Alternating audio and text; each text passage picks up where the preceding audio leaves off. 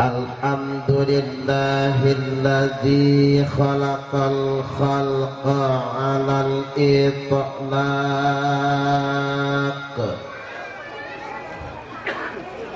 Fatiras samawati wal ardi wa basitil arzaq Ashhadu an la ilaha illallahul malikul khallaq Wa ashhadu anna muhammadar rasulullah al-mab'utu litatmimi makarimal akhlaq Allahumma salli wa sallim ala sayyidina Muhammadin wa ala alihi wa ashabihi wa man tabi'ahum bi ihsanin ila yaumit talaq amma ba'du subhanaka la ilma lana illa ma 'allamtana innaka antal alimul hakim ya fatahu ya alim iftah lana futuhal arifin Allahumma inna kunna natawassalu ilaika binabiyyina sayyidina Muhammadin sallallahu alaihi wasallam wa a'malina wa bihadzal majlis wa biman hadara fi hadzal majlis Allahumma ij'al auladana min ahlil Qur'an Allahumma amin wa ahlil ilmi wa ahlis sidqi wa ahlil khair wa ahlil manfa'ah birahmatika ya arhamar rahimin Allahumma amin. Ma'asyiral hadirin wal hadirat rahimakumullah. Kesempatan kali ini kita hadir di acara haflah khatmil Quran. Wisuda khatam Al-Quran, khatam 30 juz bin nazar dan khatam juz 30 bil ghaib. Subhanallah. Pada kesempatan kali ini Bapak Ibu, saya akan mengupas doa yang diijazahkan kiai saya. Kiai saya pernah mengijazahkan doa kepada saya yang saya baca di awal tadi.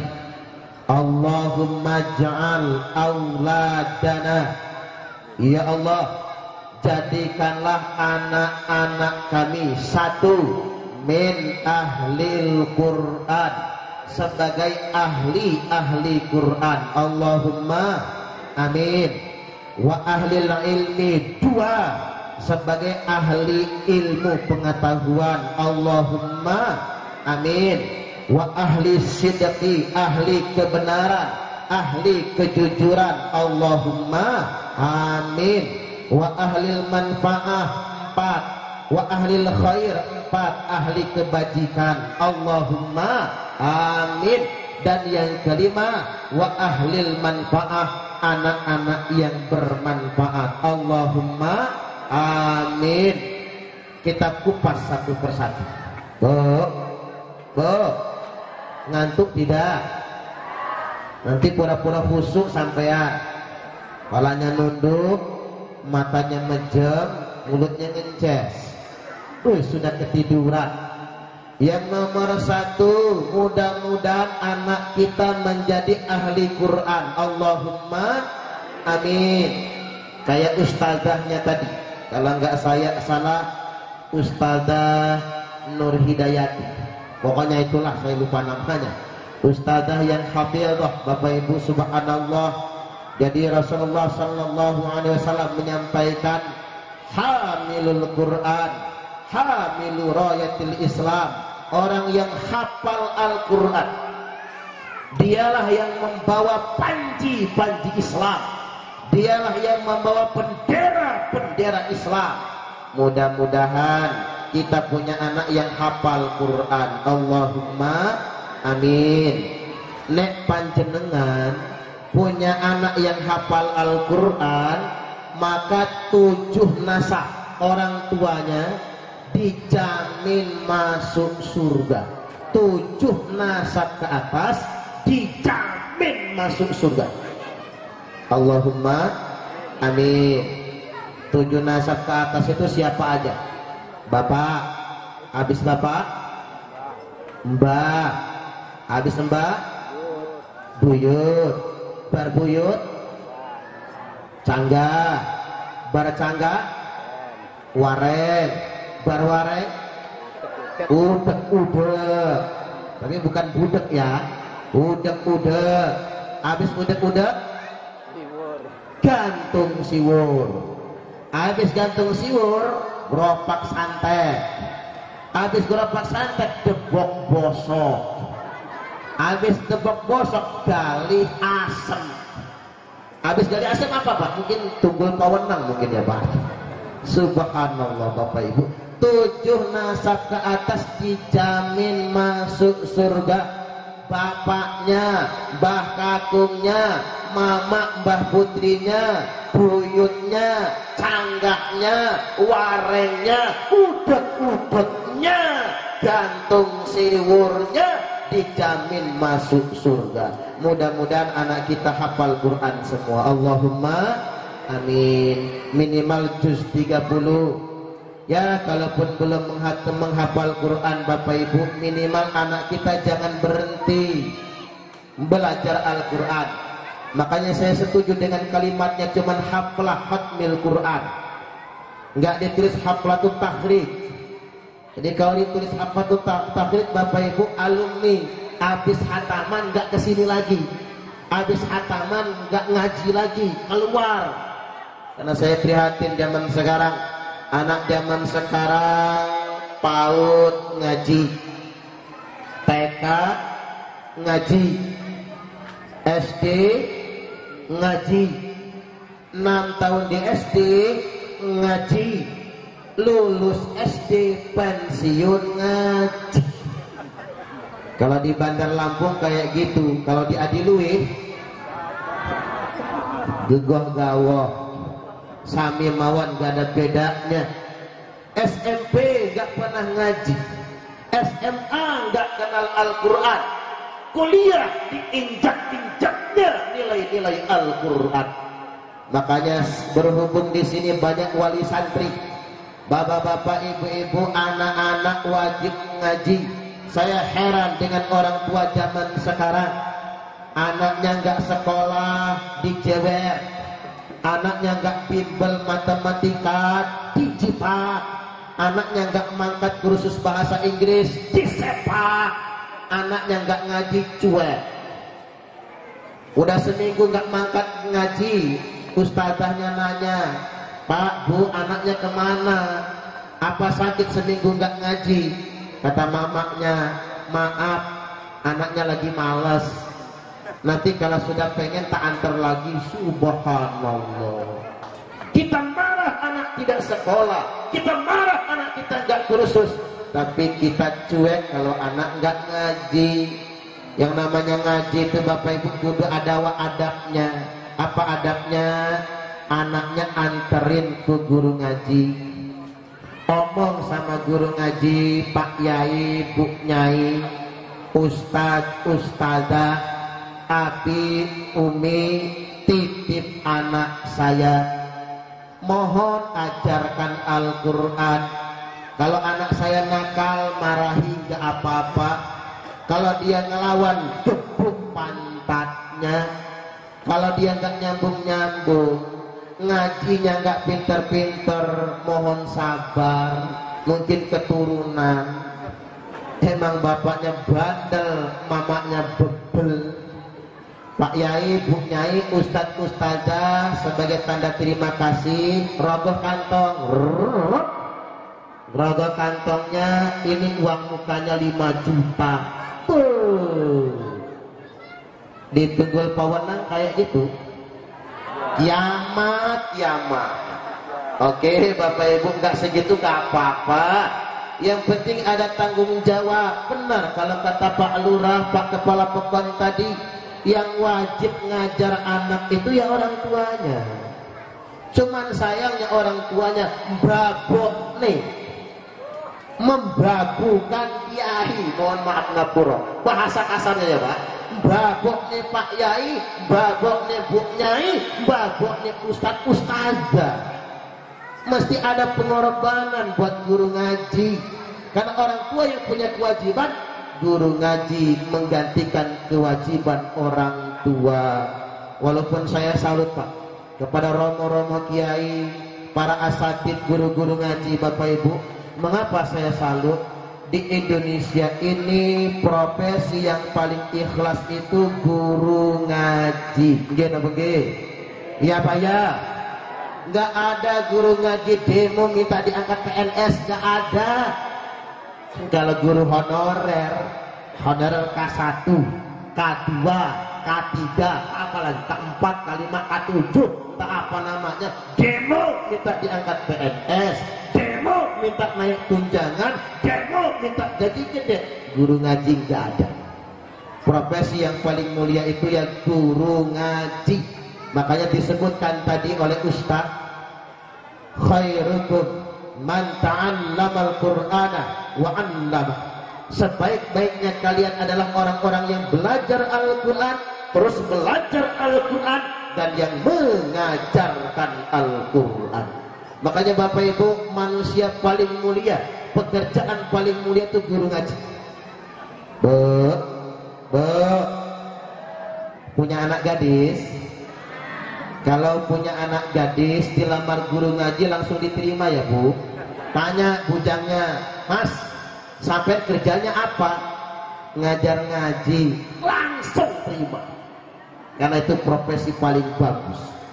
Saya tanya sama ibu-ibu, kalau anak gadisnya dilamar, yang ngelamar 2 cowok, yang satu guru ngaji, gawaannya sepeda jengki, yang satunya sugih tapi nggak pernah sholat, gawaannya Pajero Sport. Yang sampean terima yang mana? Matre. Tak kira yang matre cuma di Bandar Lampung, ternyata virus matre sampai Adiliyah juga ternyata. Subhanallah. Kerjaan yang paling mulia itu ya guru ngaji. Kerjaan paling ikhlas ya guru ngaji.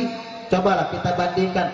Benar kalau kata orang bijak, artis dibayar mahal tapi malah ngerusak moral bangsa. Guru dibayar murah tapi dituntut memperbaiki moral bangsa. Sementara kita bandingkan dulu guru sama artis. Di Indonesia ini Pak, walaupun sudah dapat sertifikasi, gaji guru di Indonesia ini paling murah sedunia internasional. Yang paling tinggi itu di Norwegia. Di Norwegia itu Bapak Ibu gaji guru 495 juta sebulan kalau pakai rupiah. Pak Yai Sakur, kalau di Al-Hidayah itu guru-guru madrasahnya panjenengan gaji 495 juta sebulan, gajian langsung beli Pajero semua, beli Honda CR-V, beli Fortuner Pak. Tapi ya Pak Yai Sakurnya bangkrut, mau jual apa? Ini mesti menjadi perhatian kita semua. Bandingkan sama artis Bapak Ibu. Artis contoh Via Valen. Tahu Via Valen? Tahu? Ya tahu lah, gaulnya Bu ya. Via Valen nyanyi satu lagu Pak, lagu yang sayang nganti memutir rambutku, rak bakal luntur presnoku preh. Nyanyi satu lagu bayarannya 30 juta sebulan. Sebulan satu lagu, nyanyinya nggak nyampe 5 menit. Trio Macan, tahu Trio Macan? Nyanyi Iwak Peyek Nasi Jagung, satu lagu 30 juta, nyanyinya nggak nyampe 5 menit. Yang paling mahal Agnes Monica, satu lagu 200 juta, nyanyinya nggak nyampe 5 menit. Nah saya Pak, ceramah bengak-bengok 1 jam lebih, nggak segitunya. Ngapura. Tepuk tangan dulu nggak apa-apa. Iya juga ya Bu, ini ngantek ngelak coba, walaupun dikasih lah segar ya, sebagian nyacap kaki 3, tapi nggak apa-apa, harus ikhlas. Nyontoh Mbah Maimun Zubair. Mbah Maimun Zubair niku ulama sepuh Indonesia, usianya sudah 98 tahun. Semua anaknya jadi kiai Pak. Semua anaknya jadi kiai.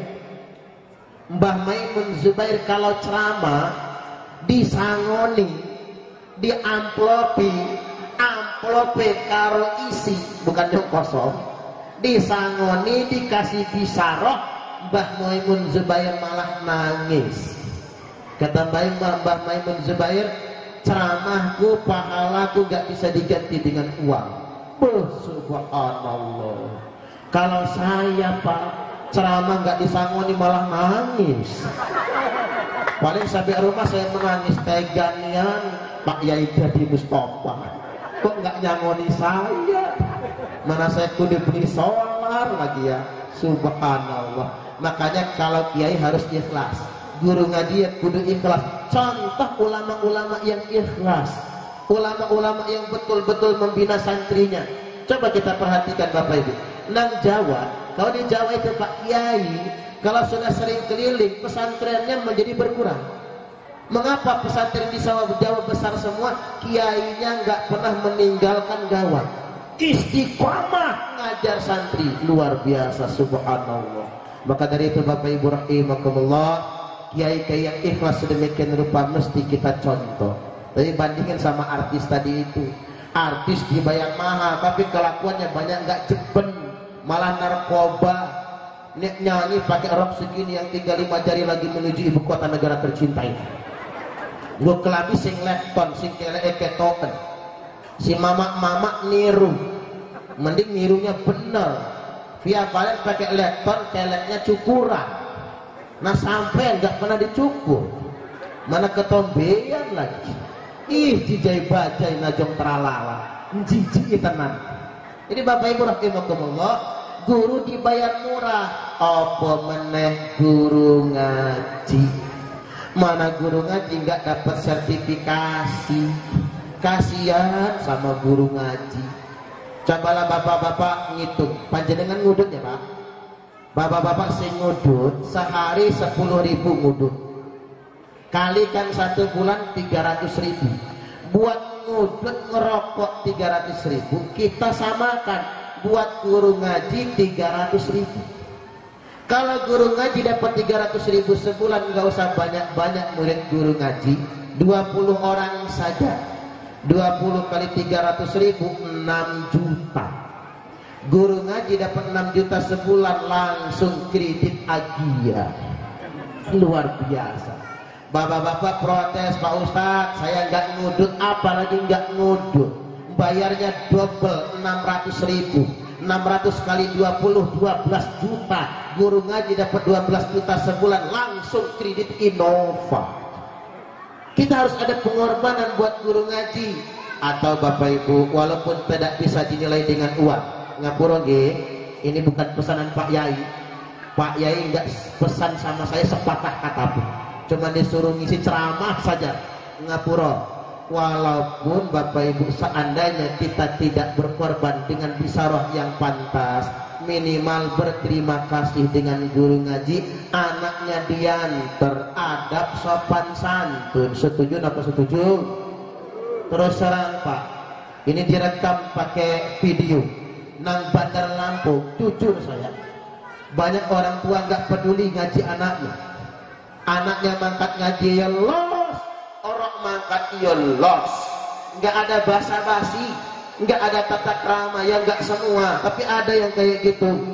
Ketiban anaknya nangis, Pak, mohon maaf, anaknya nangis pulang dari ngaji, berantem sama kawannya, guru ngaji yang dimaki-maki, guru ngaji yang dimarah-marah. Saya yakinkan yang demikian rupa nggak akan berkah ilmunya marahin guru ngaji, nggak akan berkah ilmunya memaki-maki guru ngaji. Subhanallah. Oleh karena itu Bapak Ibu, mudah-mudahan anak-anak kita menjadi ahli Quran. Allahumma amin. Mula-mula melancarin Quran, khatam 30 juz. Habis khataman, tahsinnya, tajwidnya, makharijul hurufnya, masih panjang itu. Nanti belum lagi ngaji fikihnya. Anak-anak harus tahu gimana cara wudhu yang benar menurut ahli sunnah wal jamaah, gimana cara mandi wajib yang benar menurut fikih Imam Syafi'i. Kita ini ahli sunnah wal jamaah, an-nahdiyah as-syafi'iyah. Jangan sampai anaknya nggak ngerti gimana fikih Imam Syafi'i, gimana kitab, gimana ngaji. Nggak cukup kalau cuma khatam Quran. Nah, untung-untung, syukur-syukur anak kita bisa hafal Al-Quran. Allahumma amin, amin ya rabbal alamin. Ini yang pertama. Allahumma ja'al auladana min ahlil Quran. Ya Allah, jadikan anak-anak kami sebagai ahli Quran. Dan yang kedua, wa ahlil ilmi. Jadikan anak-anak kami semua sebagai ahli ilmu. Ilmu apapun. Ini sumbang saran Bapak Ibu. Sumbang saran Bapak Ibu, kalau bisa anaknya masuk pesantren, kalau bisa yang jauh sekalian, Jawa Timur. Ya Jawa Timur kejauhan, Jawa Tengah. Jawa Tengah kejauhan, ya Jawa Barat. Jawa Barat kejauhan, Bandar Lampung. Bandar Lampung kejauhan, Pringsewu. Anak harus ke pesantren Bapak Ibu. Apa alasan anak masuk pesantren? Satu, pesantren sekarang Bapak Ibu sudah bagus-bagus, gak ketinggalan zaman. Iyalah kalau zaman kita dulu ya Pak ya, anak pesantren katro-katro, pulang nyantri ngeliat anak SMA bahasa Inggris. What is your name? My name is Suparman Abdul Karim. Keren. Anak pesantren melongo, akhirnya bahasa Arab. Ara'aital ladzi yukadzibu biddin, fadzalikal ladzi yad'ul yatim wa la yahuddu 'ala ta'amil miskin, fawailun lil musallin. Kata anak SMA, anak pesantren, paseh bahasa Arabnya. Ya iya dong, bahasa Arab itu.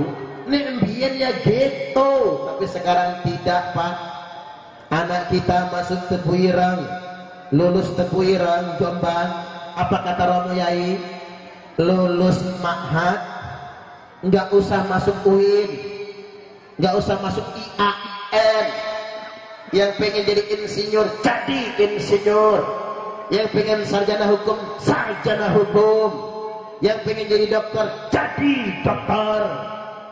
Ada dokter alumni Tebuireng, Pak Dokter, ngapa panjenengan jadi dokter bukan jadi kiai?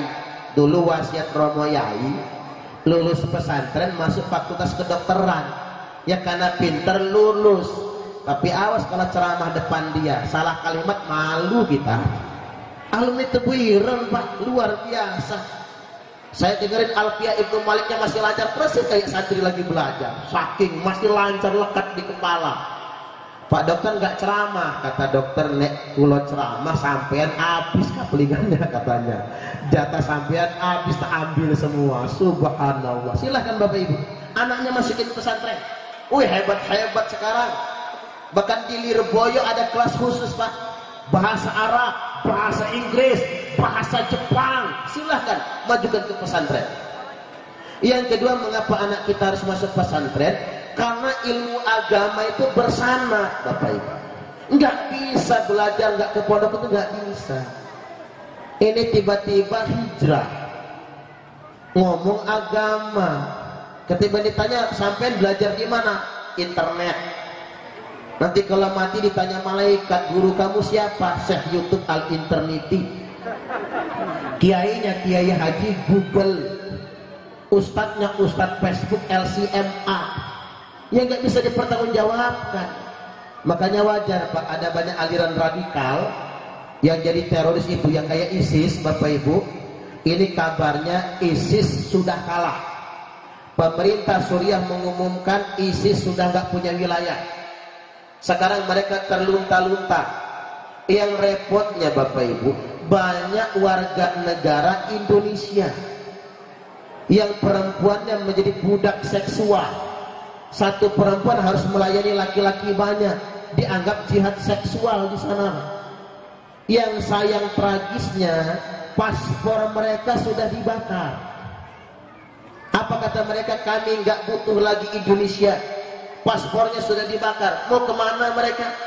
Di Suriah mereka terlunta-lunta, pulang ke Indonesia nggak punya paspor lagi. Subhanallah. Gara-gara apa itu Pak? Gara-gara dikibulin, dibohongin masalah agama. Saya yakin Bapak Ibu, nggak ada yang jadi teroris itu yang mondok di Tubuh Ireng, nggak ada. Yang mondok di Ponorogo nggak ada. Yang mondok di Tambak Beras nggak ada. Yang mondok di Langitan nggak ada. Yang mondok di Kerapiak nggak ada. Yang mondok di Pandeglang nggak ada. Rata-rata yang jadi teroris itu orang yang nggak pernah mondok, tapi sok tahu masalah agama. Kadang-kadang merasa lebih pintar dari kiai. Lagaknya hijrah, celana udah cingkrang. Cingkrang apa congkrang? Cingkrang.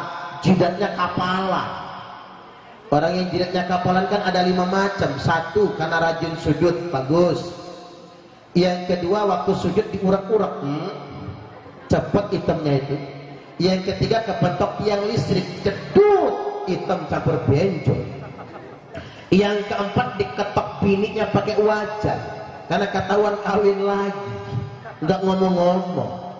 Yang kelima, disedot pakai bekam, cedok, ya hitam juga. Makanya jangan tertipu dengan penampilan.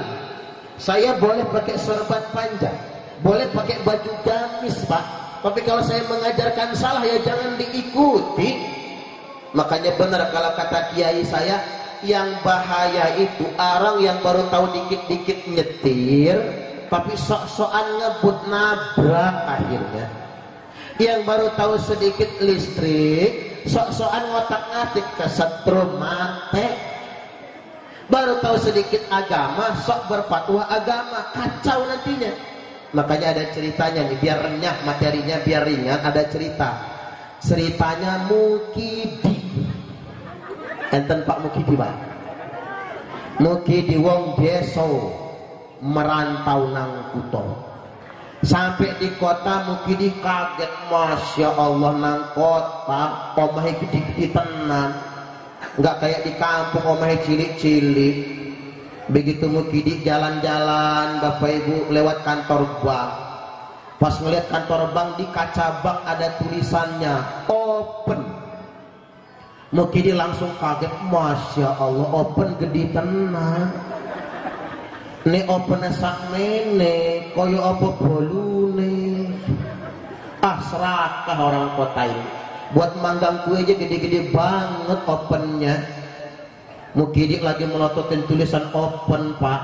Ada turis Bu, si bule yang kulit putih dari luar negeri mau masuk bank.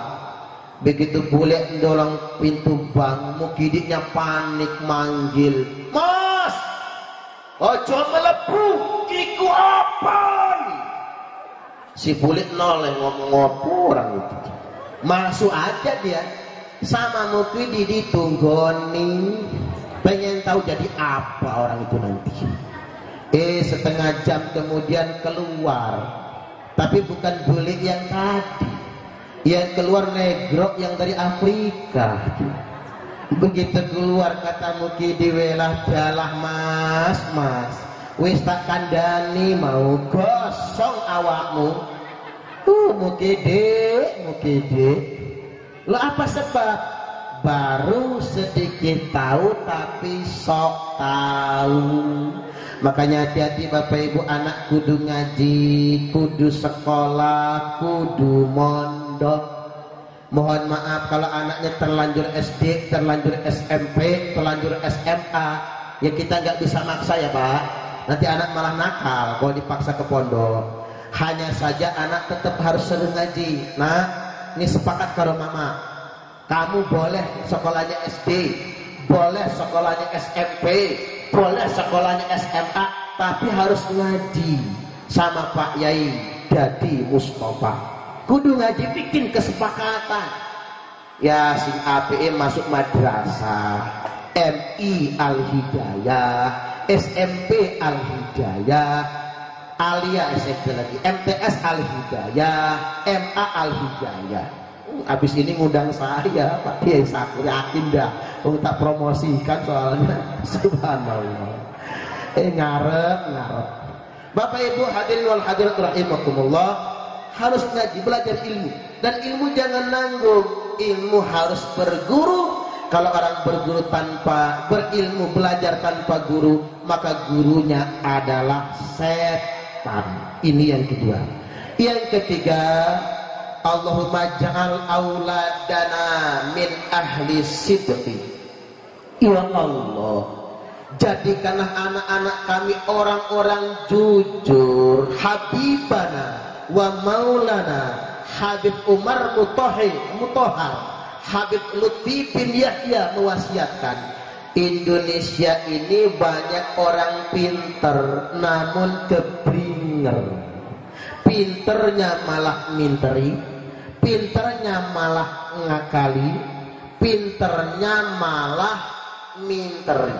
Kalau kata orang Jawa apa Bu? Jarkoni. Iso ujar, ra iso ngelakoni. Coba Bapak Ibu, kalau cuman ukurannya pintar, anak sekarang sudah pintar semua. Iya Pak ya? Nggih apa nggih? Sudah pintar semua anak zaman sekarang. Anak zaman sekarang sudah ngerti internetan, twitteran, facebookan, BBM-an, googlingan, instagraman, petan, wechat-an, whatsappan, lainan. Melongo bingung ngopo. Anak-anak sudah ngerti, mamanya katrok. Malah ada di antara ibu-ibu ini mencet SMS aja nggak selesai-selesai, malah salah kirim lagi, kekirim ke laki orang. Bininya baca ngamuk, dia ngapa SMS nama laki Anwar Zahid setan gepeng. Nah anak-anak sudah alih sama setan gepeng ini. Subhanallah, termasuk saya. Saya pakar juga sama ini nih Pak, pakar juga. Facebook make itu anak-anak yang Facebookan Ustadz Suparman Abdul Karim. Di YouTube juga ada Ustadz Suparman Abdul Karim di YouTube. Ini ceramahnya nanti masuk YouTube ini nanti. Ya jangan Ustadz Abdul Somad terus dong yang ditonton. Sekali-kali saya subscribe kan begitu. Nanti saya terkenal juga. Amin. Tepuk tangan monggo silakan. Masuk YouTube. Di YouTube itu yang sudah terkenal Pak Yai Anwar Zahid, Gus Muafiq, sudah terkenal sekali itu.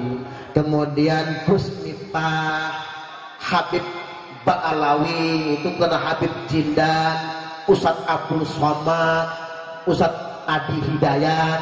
Kalau itu boleh semua ditonton. Tapi kalau yang sangar-sangar jangan. Nah nanti sampai sangar betul.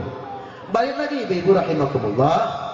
Bahkan anak sekarang kalau cuman ukurannya pintar, lebih pintar dari orang tua, dari gurunya. Saya dapat cerita dari Gus Ipul. Tahu Gus Ipul Pak? Wakil Gubernur Jawa Timur, mantan Ketua Umum GP Ansor.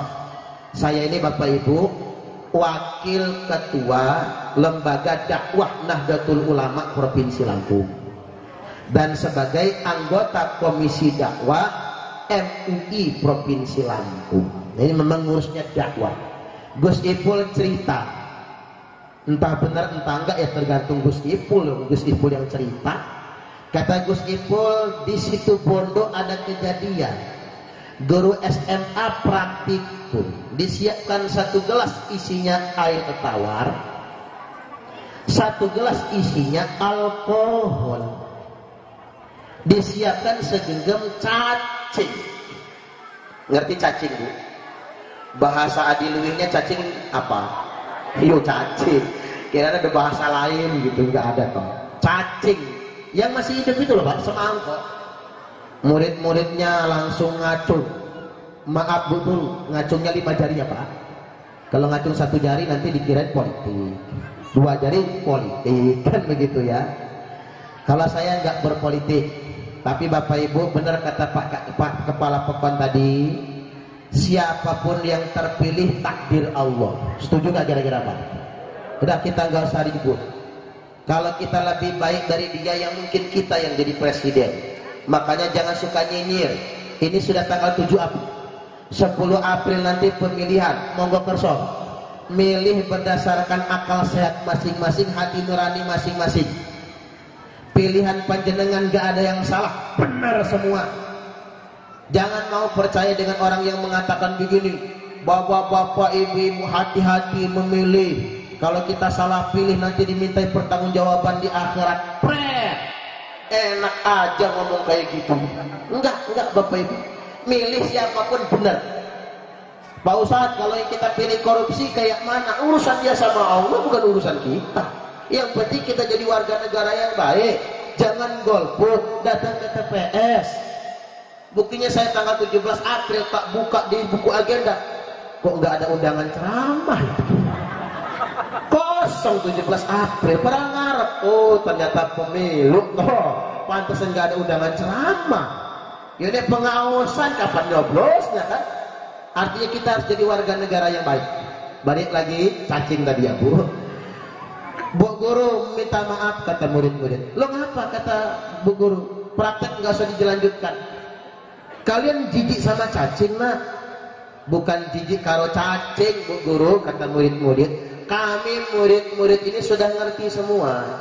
Ngapain lagi dipraktekin uang kami sudah ngerti? Tambah kaget Bu Guru. Hebat murid zaman sekarang, belum dipraktekin sudah ngerti duluan. Oke, kata Bu Guru, Ibu pengen tahu kayak mana kalian mempraktekannya?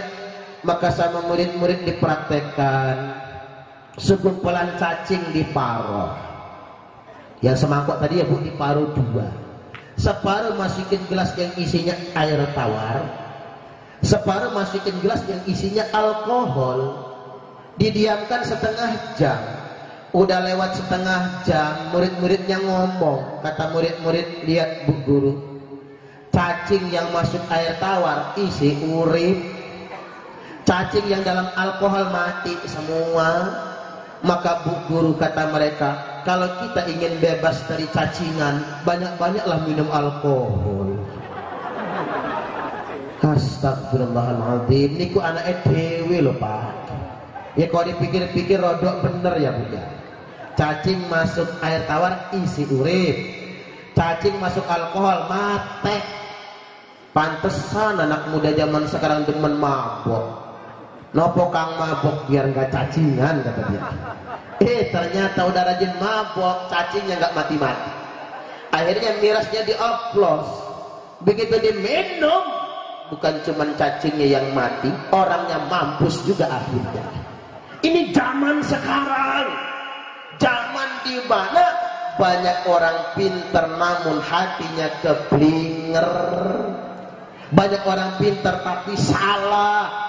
Indonesia ini mohon maaf ngapura Bapak Ibu, sarjana banyak, magister banyak, doktornya banyak, tapi yang pintar-pintar itulah yang korupsi. Ya Pak ya, yang pintar malah yang korupsi Pak. Nggak ada beritanya KPK OTT, operasi tangkap tangan petani lagi belepotan tanah sawah. Ini Pak KPK nopo petani ditangkap, ini petani korupsi lumpur sekarung. Ya nggak ada ceritanya Bapak Ibu. Uang yang ditangkap itu yang pinter-pinter. Makanya saya sebel ngapura. Ada caleg nggak di sini? Pak ya caleg mah nggak pengajian. Ada ya? Kalau calegnya datang saya doakan jadi terpilih. Allahumma amin. Pokoknya sampean mau partai apapun, entah dia partai nasionalis, entah partai Islam, apapun partainya Bapak Ibu, sing penting jangan korupsi. Setuju nggak kira-kira? Nah, korupsi yang ngisin-ngisini, apa mana sing korupsi orang Islam, apa mana yang korupsi itu ngerti agama. Zaman sekarang ini agama cuma jadi kamuflase, agama cuma jadi alat politik. Untuk kepentingan politik agama laku betul. Kalau kata Pak Yai Zainuddin MZ, belum menjadi anggota dewan, ngamalnya ayat kursi. Tapi begitu sudah jadi ayatnya hilang, tinggal kursinya. Cepat bener lupanya. Kalau di Bandar Lampung lebih aneh. Nyalek 2014 kemarin nyumbang sajadah, karpet masjid yang tebalnya 2 jari, empuk kayak kasur. Begitu habis pemilihan, orang pengen subuhan, hilang karpetnya. Jadi sholat nggak ada sajadah, Pak, sholat di lantai. Begitu dicari-cari di kaca musola ada tulisannya, mohon maaf, karpet kami sita kembali karena saya gagal terpilih menjadi anggota dewan. Masya Allah, manungso. Kok agama? Artinya apa? Dia kemarin nyumbang musola itu nggak ikhlas. Mohon maaf, jangan mau Bapak Ibu, saya pesankan ini kepada semua kaum muslimin, jangan mau ditipu dengan bahasa agama untuk kepentingan politik. Saya nggak mau politisasi agama itu, Pak, menjustifikasi misi politik, kepentingan politik dengan bahasa agama. Inilah penjelasan Romo Yai saya. Kata Romo Yai, biene ada santri berak di kali. Pak, pernah berak di kali? Di kali apa WC cemplung? Saya kalau di WC cemplung itu takut ambles ada ya. Kalau ambles apa jadinya itu ya. Jadi ada santri berak di kali. Berak di kali, disundul ikan, celeduk, kecebur dalam kali. Wih, kesel santrinya. Pulang dia ke rumah, ngambil jaring, ngambil jala, pokoknya ikannya harus saya tangkap. Ngubek-ngubek dia di sungai, Pak, Bu, dapat ikannya segede paha. Masya Allah, kata si santri, pantesan aku disundul nganti kecebur, ternyata ikannya segede paha. Untung gak salah nyundul dia tadi, nek salah habis saya. Iya juga ya, Pak. Nah, ikan ini dibawa pulang ke rumah.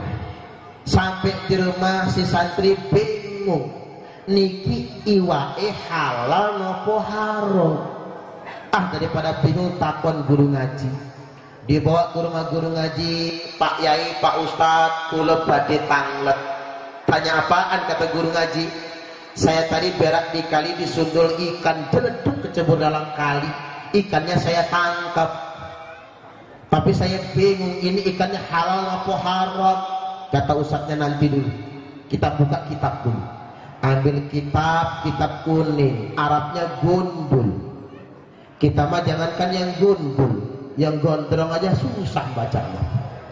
Kata si ustadz begini, tertulis dalam kitab, rajulun kesundulun iwa.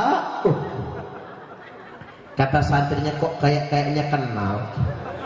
Rungu kewai, rajulun kesundulun iwaun fahuwa haramun jiddan. Kata santrinya, artinya apa Pak Ustaz? Rajulun, bila ada laki-laki kesundulun, sundul, iwaun, ikan, fahuwa haramun jiddan, ikannya haram, benar-benar haram. Oh ngono to Pak, yo wis, makan barang haram kita buang saja ke sungai, mumpung ikannya masih hidup. Kata ustadznya, nanti dulu, belum selesai baca kitabnya ini. Yang selanjutnya, wa'in ustadzun setugelun fahuwa halalun, tapi dia ustadz untuk setugel halal.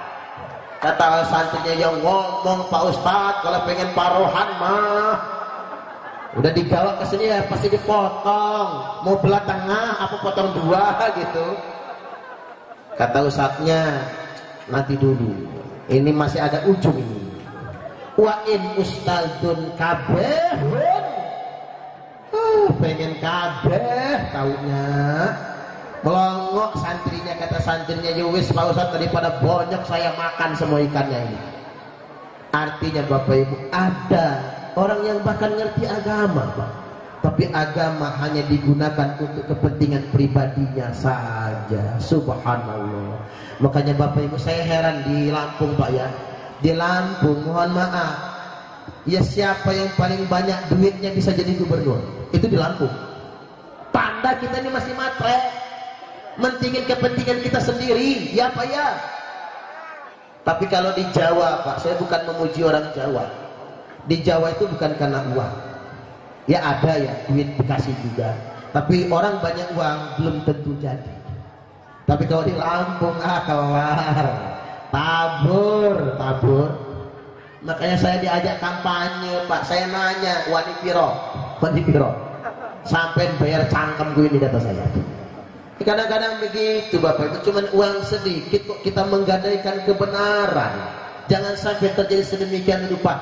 Makanya nanti ini kalau pilek, ada yang ngasih 100.000, ambil. Saya nggak mau ngelarang Pak, saya nggak ngasih soalnya. Ada yang ngasih 200.000, kantongin. Ngasih 300.000, masuk. 500.000, masuk. Tapi milih bebas. Ini semua ngasih, ambil semua. Cuman pilihlah yang amanah, yang kira-kira menurut kita ini pilihan yang benar. Insya Allah. Nah, mudah-mudahan Bapak Ibu, anak-anak kita menjadi anak yang benar, pintar sekaligus benar, pintar dan jujur, antara intelektual dan moralnya sejalan. Orang berilmu tanpa moral, maka dia akan menjadi perusak. Orang yang bermoral tanpa ilmu, maka dia akan tersesat. Saya ulangi sekali lagi, ilmu tanpa iman maka kufur. Orang berilmu tanpa iman kufur.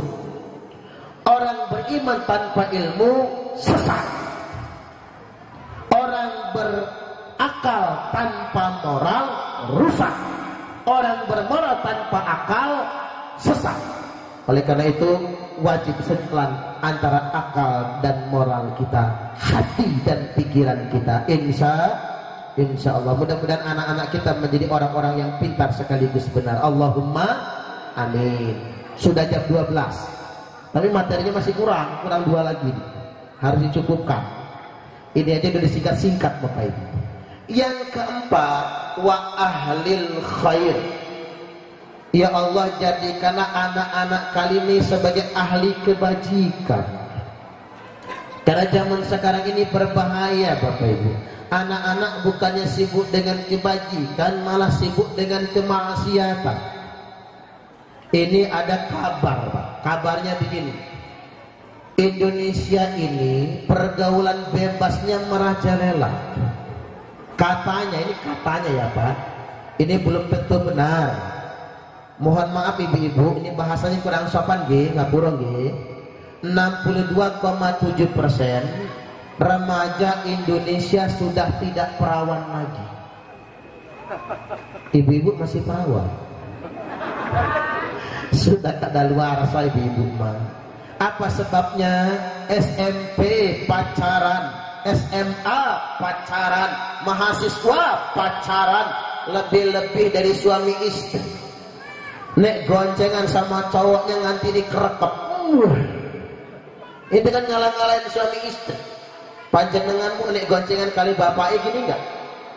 Ya enggak lah, malah ditaruh tas gede banget. Kayak habis berantem musuhan. Pan aneh mama ini Pak. Mbok ya ibu-ibu nek goncengan kali bapaknya. Enggak puas pakai tangan 2, tambahin kaki kanannya ke depan. Enggak puas juga tambahin kaki kirinya ke depan. Yo isin Pak Ustad, yo nek isin nang omah. Apa meneh wayahe malam Jumat, jreng jeng. Teng teng teng. kenduran udah ngasih kode Munaro Bang Oci pulang prepet ibu-ibu di kode begitu langsung nyaut gurih-gurih nyoy. Kayak gitu gak Bu? Kayak gitu dong, siap praktek. Nanti ibu-ibu masuk kamar gue kelambi singleton pakai celana pendek begini. Nang pasar Prengsewu banyak loh Bu pakai celana pendek segini. Ya kalau dalam kamar boleh dong. Begitu suami masuk kamar, ibu-ibu berdiri begini, kaki kanan sejajar dengan badan begini ya Bu, kaki kirinya ke depan. Nah, dijinjit, tumit diangkat. Nah, ini diingat, harus dipraktekkan mulai nanti malam loh. Kaki kiri dijinjit begini, tangan di dada begini, dagunya diangkat, matanya mendelik persis Meriam Belinda. Dandan yang cantik, bedak sekotak habisin gak apa-apa. Pakai lipstik yang merah kayak habis makan ayam hidup. Pakai minyak wangi dari ujung rambut sampai ujung kuku. Ini nama ibu-ibu kebalik Pak. Wayahi kondangan gue lipstik, pengawasan pakai bedak, ke pasar pakai minyak wangi, ketiban tidur sama lakinya bau balsem, mana campur autan lagi. Ketiban laki ngelihat bininya matanya udah belean, hidungnya upilah, giginya jigongan, ngiler juga. Ih jijai bajai najong teralala. Baik Bapak Ibu, pergaulan bebas yang sangat mengkhawatirkan, pergaulan bebas yang sangat menakutkan. Anak-anak kita sudah terjebak dengan itu semua. Belum lagi narkoba. Hasil laporan BNN, pengguna narkoba di Indonesia ini sudah mencapai 7 juta jiwa. Saking banyaknya Pak. Mulai dari anak SD sampai perguruan tinggi. Saya meruqyah anak kelas 5 SD Bapak Ibu. Saya tanya bapaknya, ibunya, Bu, anaknya kena apa? Kesambet genderuwo Ustaz. Lo kok sampai tahu? Ini sebenarnya sudah diruqyah 10 kiai, 15 ustaz, cuman gak mempan. Ini mungkin jin zaman now. Jin zaman now itu Bapak Ibu dibacain ayat kursi gak mempan, dibacain Al-Fatihah jinnya apal, dibacain Yasin jinnya nantang. Kata jinnya, saya nggak takut sama ustaz, saya takutnya sama tukang permak lepis, karena ada tulisannya permak jin segala jenis.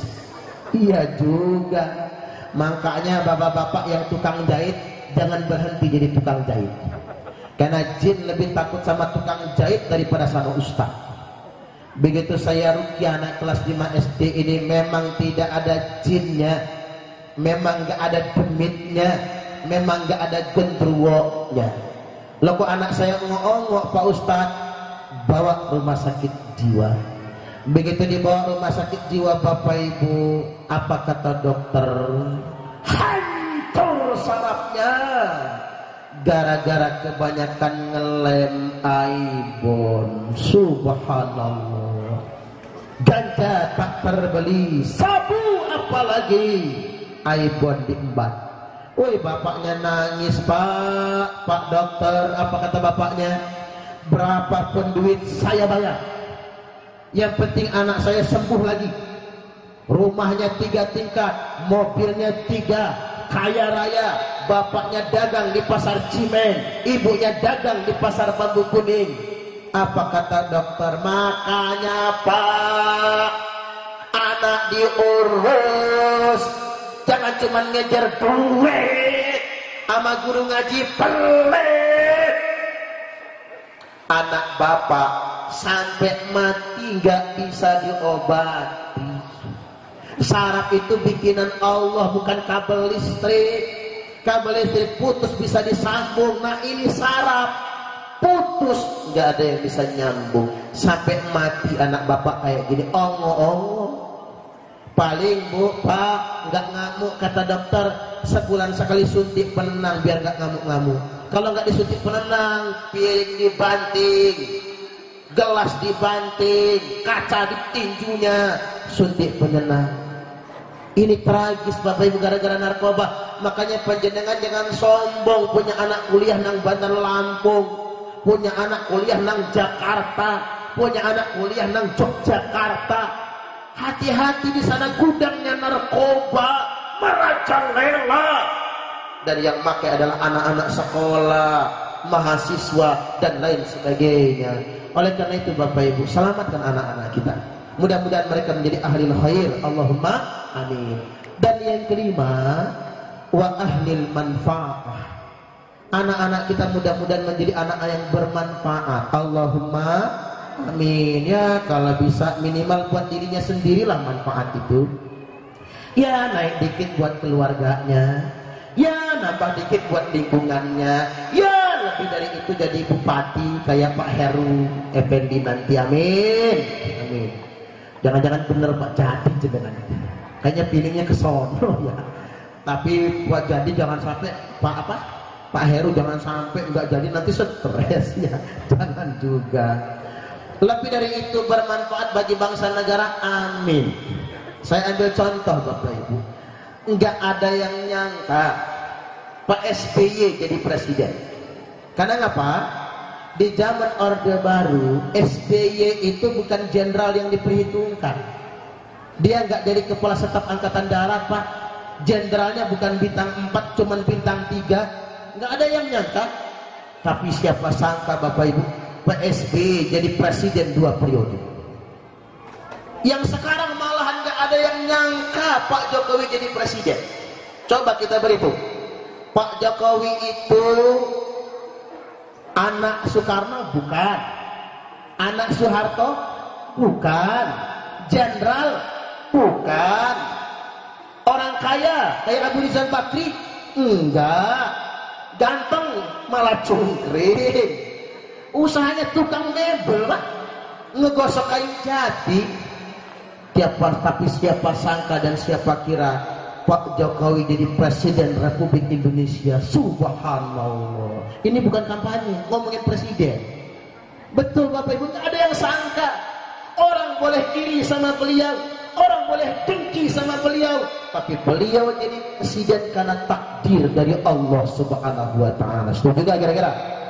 Saya doakan ada putra terbaik Adi Luwih nantinya yang jadi presiden Republik Indonesia. Allahumma amin. Saking tunggul pawenang. Tunggul niku kan tunggul itu. Tunggul pawenang, tunggul yang berkualitas ya. Tunggul yang memenangkan, tunggul terbaik. Mudah-mudahan dari sini ada nanti Bapak Ibu generasi yang bermanfaat. Tapi ya nggak jadi presiden nggak apa-apa, nggak jadi menteri ya nggak apa-apa, nggak jadi gubernur ora popo, nggak jadi bupati nggak apa-apa, nggak jadi camat nggak apa-apa, nggak jadi lurah nggak apa-apa, nggak jadi ketua RT nggak apa-apa, nggak jadi kiai nggak apa-apa, nggak jadi ustadz ya nggak apa-apa. Minimal manfaat buat orang tua. Karena banyak anak zaman sekarang ini sekolah tinggi-tinggi, udah sukses, orang tuanya diabaikan. Satu induk ayam bisa ngurus 10 anaknya, tapi 10 anak ayam tak mampu mengurus satu induknya. Setuju gak kira-kira? Ini fakta. Satu induk ayam mampu ngurus ngerumat 10 anak, tapi 10 anak ayam tak mampu ngurus satu induknya.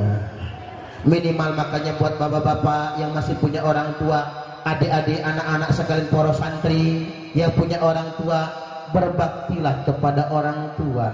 Karena zaman sekarang ini zaman wa antalidal amata rabbataha. Banyak budak-budak yang melahirkan tuannya. Apa itu budak yang melahirkan tuan? Ibu kandung. Ibunya yang mengandung, ibunya yang melahirkan, ibunya yang menyusui dan membesarkan, bapak ibunya yang menyekolahkan. Setelah anaknya sukses, anaknya memperlakukan orang tuanya seperti pembantunya sendiri. Ada nggak zaman sekarang? Banyak, mak. Daripada bayar babysitter, mama aja ya yang ngasuh anak saya. Jangan-jangan tersungging semua itu. Ya iyalah, namanya Mbah Putri. Daripada orang lain yang ngasuh, mending mamanya. Cuman anak-anak mesti tahu terima kasih. Zaman sekarang ini Bapak Ibu, banyak anak-anak yang gak tahu terima kasih. Saya sedih. Di Bandar Lampung, Pak, ada kakek-kakek namanya Mbah Yahman. Usia 80, Mbah Yahman. Ada ya? Nang Bandar Lampung asmane Mbah Yahman. Usia 84 tahun. Tinggal numpang di tanah orang. Mendirikan gubuk 2 kali 2 meter, 4 meter persegi, terbuat dari bambu. Ini hujan bocor kehujanan, yang jelas banyak nyamuknya. Tidur di atas amben yang terbuat dari bambu, 50 cm kali 1,5 meter. Tidurnya meringkuk sendirian. Tak tanya Mbak, anaknya pinten? 3, putune 9, mantune ya 3 juga. Saya nanya Mbak, panjenengan nggak tinggal sama anak saja? Enggak. Nopo Mbak? Mantuku cerewet. Bu, ada nggak mantu yang cerewet? Yang mana sih orang? Pengen tahu saya cangkemnya kayak apa gitu. Padahal Mbah Yahman itu gak pantas lah Pak dimarahin sama mantu. Mbah Yahman itu nang masjid 5 waktu loh Pak. Mbah Yahman itu orangnya bersih kan, rajin sholat mungkin kan, mukanya bercahaya, dia makan paling sekepelan kan. Mana ada mbah-mbah makannya 5 piring, nggak ngentek-ngentek beras. Kadang-kadang orang tua sakit, apa kata mantunya? Kapan matinya bapakmu itu? Nyari beras enggak, makannya banyak. Subhanallah, luar biasa. Mantunya cerewet. Lo putunya Mbak, putuku isin.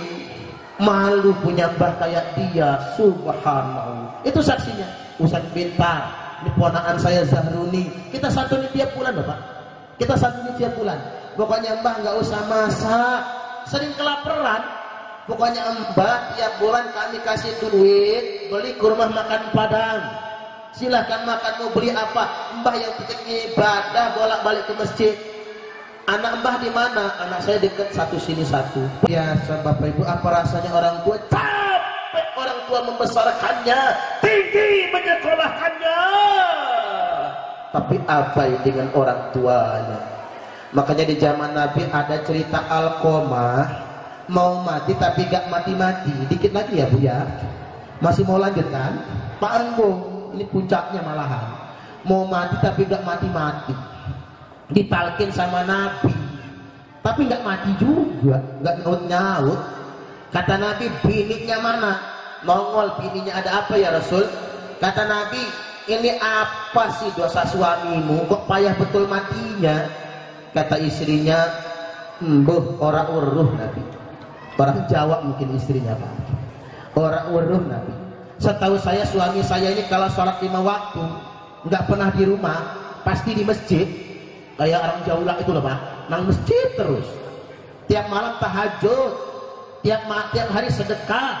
Kalau jihad ya Rasul nomor 1. Nasibnya aja dia nggak mati di medan tempur.